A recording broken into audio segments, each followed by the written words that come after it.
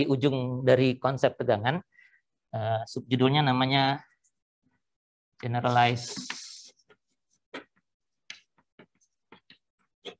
Ini mengindonesiakannya susah, jadi saya salin begini aja. State of stress.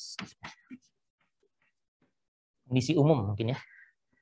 State itu kondisi ya, keadaan gitu ya. Ini generalize, umum, tegangan ya. Jadi kalau kita punya satu struktur yang kompleks, kalau yang tadi kan gampang, satu batang ditarik ya, satu aja gayanya.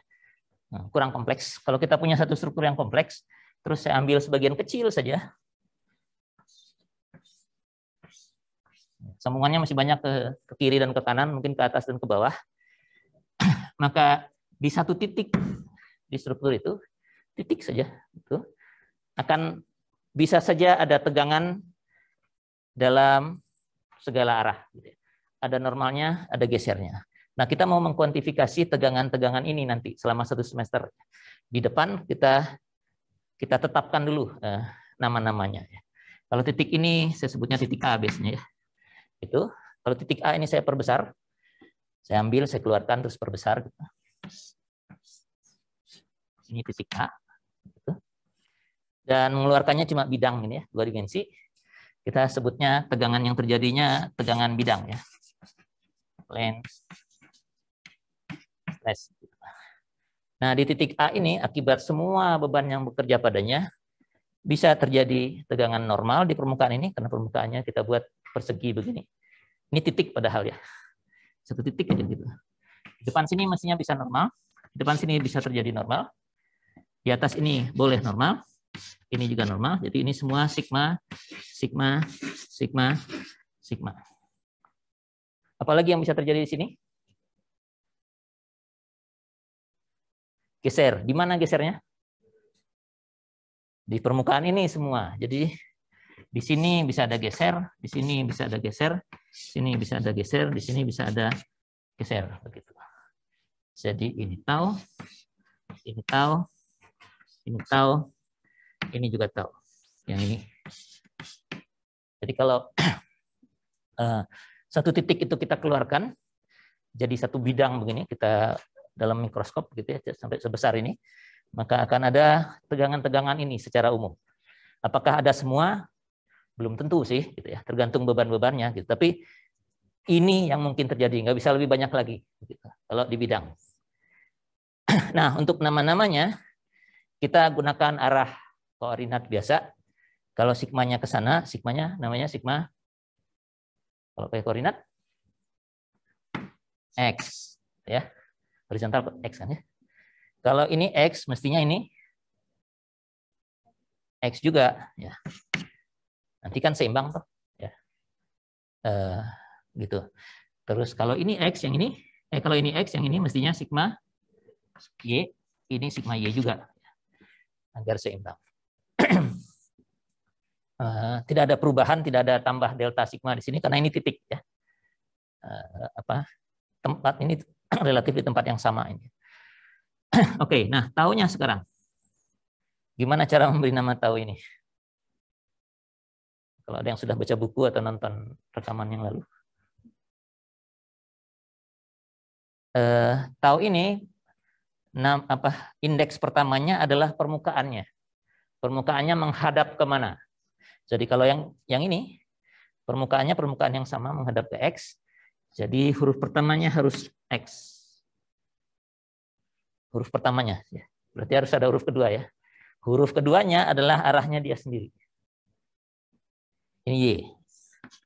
Jadi ini tau XY. Kalau begitu yang ini namanya apa? Y, X. Yang bawah ini. Yang bawah ini YX. Yang samping ini XY. Ya. Ini dengan ini sama, seimbang gitu. Ini dengan ini seimbang. Yang belum seimbang apa? Ini dengan ini seimbang. Oke. Ini dengan ini seimbang. XY dengan XY seimbang. YX dengan YX seimbang. Yang belum seimbang apa? Kalau gambarnya seperti ini. Kurang satu keseimbangan lagi yang harus terpenuhi. Syarat keseimbangan kita apa? Momen yang belum. Kalau Anda ambil momen kemana aja terserah. Kemana maunya? Ke tengah misalnya biar sigma X, sigma Y nggak ikut gitu ya. Kalau ambil ke tengah sini, sigma YX dengan tau YX dengan tau YX ini momennya begitu, searah jarum jam. Tau XY dengan tau XY ini momennya begini, berlawanan jarum jam. Terus agar seimbang gimana?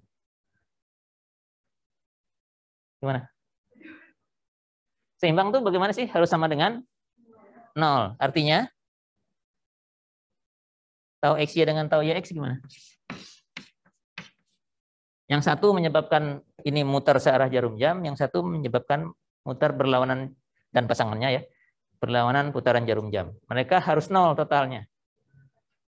Jadi nilainya harus sama.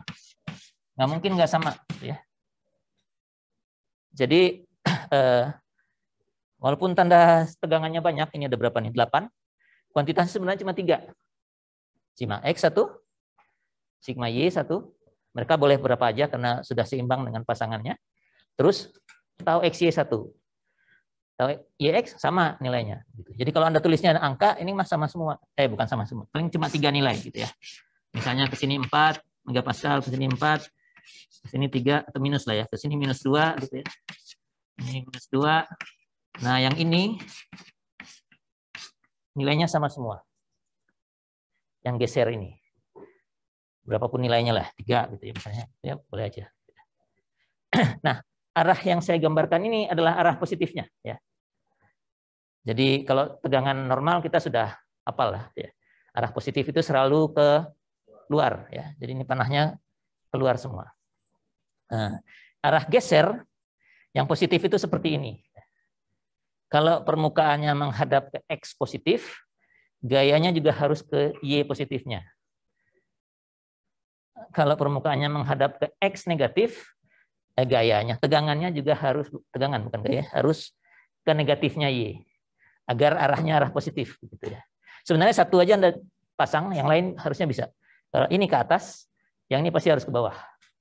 Terus kalau ini mutarnya searah jarum jam, yang dua ini pasti berlawanan. Jadi cukup satu aja yang dihafal sebenarnya. Yang ini hafal begitu, yang 3 lainnya akan menyesuaikannya. Kita belum akan menggunakan ini untuk hitungan karena kita belum bisa menghitung tegangan yang lain-lain ya. Jadi ini identitasnya diperkenalkan sekarang, nanti dipakainya baru di bulan terakhir lah. Bulan April nanti baru kita ketemu dengan ini. Dengan hitungannya maksud saya. Ini hanya namanya saja ya. Jadi secara umum di sembarang titik di struktur ini bisa terjadi tegangan seperti ini. Kalau titiknya saya modelkan sebagai bidang ya, sebagai bidang segi 4. Titiknya sebenarnya bisa saya modelkan sebagai, kalau mau lebih besar dari ini, di 3 dimensi, bisa digambarkan sebagai kubus ya. Ini titik yang sama tapi di zoom besar-besar begitu. Ini titik A yang sama. A-nya di luar lah saya buat karena tanda panahnya mau banyak. Kalau titiknya dibuat 3 dimensi begini, tegangan normalnya ada berapa? Mestinya. Kalau lihat situ ada 2 di sini. Harusnya 3 ya. Ada sigma X ini dan sebelah lagi di belakangnya nggak kelihatan sekarang ya. Karena ketutupan ini. Ada sigma Y. Nah, sigma Y kelihatan lah di bawah sini. Dan sigma Y. Di depan ini ada sigma Z. Dan satu lagi di belakangnya, sigma Z. Jadi ada 3 normalnya sekarang. Sigma X ini yang nilainya sama dengan sigma X yang di sebelah sana. Sigma Y ini yang nilainya sama dengan sigma Y ini. Sigma Z yang ke depan ini yang nilainya sama dengan sigma Z yang ke belakang. Gesernya di permukaan ini dulu. Ada geser kemana? Ada ini tadi ya.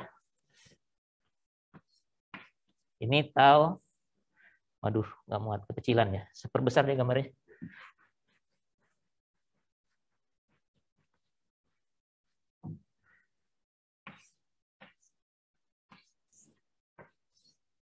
Masih masuk ya.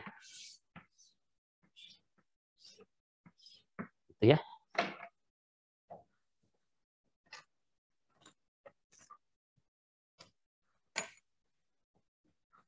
Ini sigma X. Masih masuk di layar. Sudah hilang.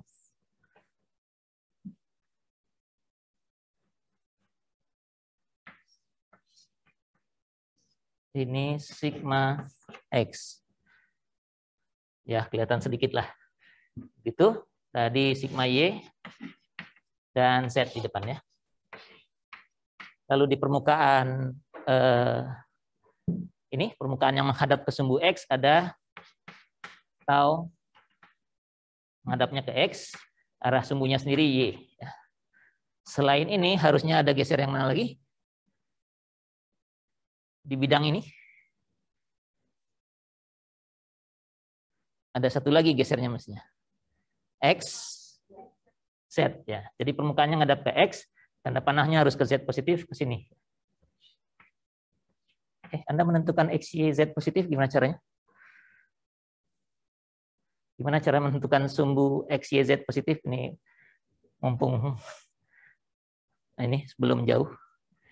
X itu ke kanan, gitu. Y-nya ke atas, Z-nya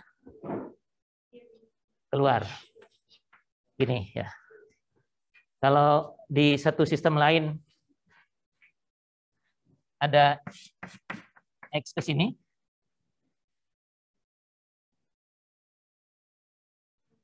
Y-nya ke sana, Z-nya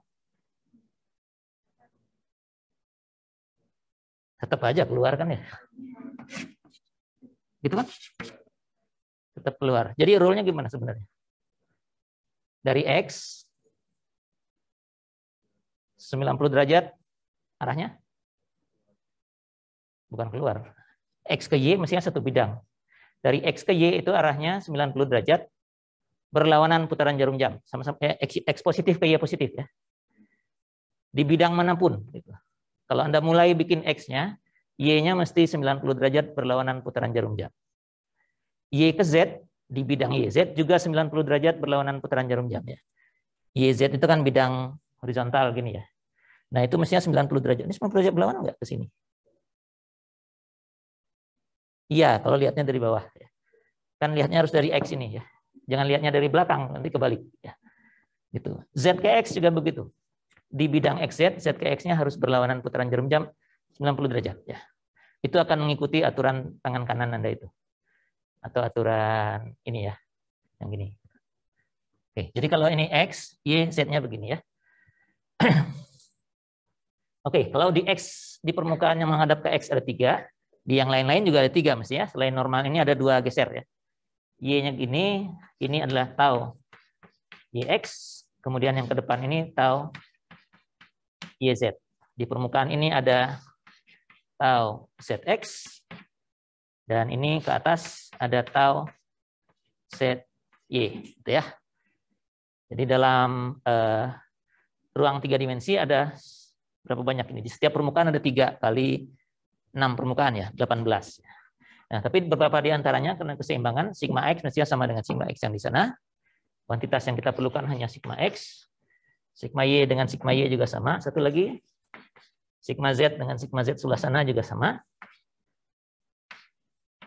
Jadi setidaknya 3 kuantitas ini boleh independen masing-masing. Nggak ada yang mensyaratkan yang satu harus ditentukan oleh yang lain. Ketiga ini oke. Kalau di sini tadi selain ini ada sigma X dan sigma Y ya. Jadi di bidang cuma ada 3. Di ruang normalnya saja sudah 3. Gesernya gimana? Nah, geser ini 3 dimensi sama, momen juga harus terpenuhi. Tau YZ yang atas dengan tau YZ yang bawah muter searah jarum jam.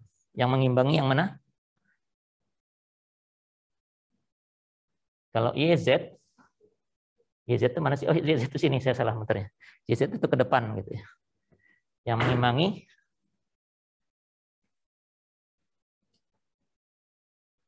ini mestinya ya. ZY yang balasnya ke sana gitu ya. Jadi dengan proses yang sama seperti tadi, kita mestinya punya tau XY sama dengan tau YX, tau XZ sama dengan tau XZ, dan tau apa yang belum? YZ sama dengan tau ZY. Jadi cuma 6. Ada 3 normal dan 3 geser. Kalau di bidang tadi cuma 2 normal, 1 gesernya cuma. Ini gesernya sama semua. Kalau ini gesernya ada 3 ya. 1 yang arahnya begini, itu sama semua. Ini dengan yang bawahnya dengan yang di belakang. 1 yang ke sana, jadi ini dengan yang samping itu nilainya sama semua. Dan 1 lagi mana yang belum? Oh, yang ini yang muter ke sana gitu ya. Jadi ini tata namanya saja ya. Sama seperti di 2 dimensi, arah positifnya ketentuannya sama. Kalau normal keluar dari setiap bidang, kalau geser di permukaan yang menghadap positif, arahnya harus ikut ke sumbu yang positif satunya lagi ya. Menghadap X positif, panahnya ke Y positif. Ini menghadap Z positif, panahnya ke Y positif. Z positif, X positif. Kalau yang di belakang, misalnya menghadap ke Z negatif, maka tanda panahnya tau ZX itu harus ke X negatif juga, yang positifnya. Ya. Yang lain mengikuti. Nah, yang ini memang dihentikan di sini karena kita belum dapat nilai-nilainya ya, jadi belum diolah. Ini cuma menutup bab konsep tegangan saja.